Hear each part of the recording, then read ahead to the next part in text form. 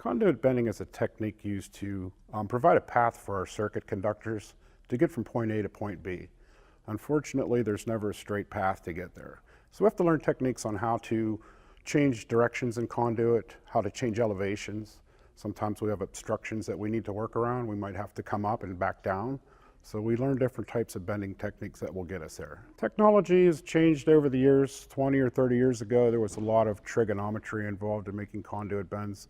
You had to be really good at math, and it was a lot more complicated, different bend angles and things like that. Now we've had some standard bends. We try to stay with 30 degree, 45 degree. We use a multiplier method that simplifies the conduit bending. So I think it's become easier over the years, but it still takes some skill and knowledge to perfect that. A good conduit bender takes a lot of practice. It's a skill. You have to be really good at math. You have to be able to visualize. You need to be able to understand drawings and prints so you can find the best path to get there. Work with other trades so you don't have problems down the road. In class, we get to work with different scenarios, and the materials provided for us from the training center.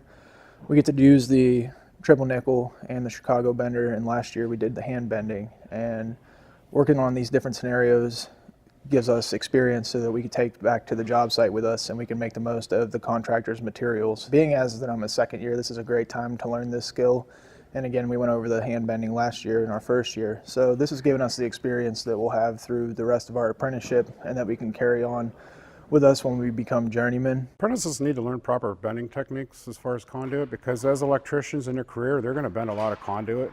Some of the larger jobs, 50% of the labor can be attributed to conduit bending. So we want to give them the skills and the techniques to properly bend conduit efficiently and effectively, and not make so many mistakes and cost time and labor.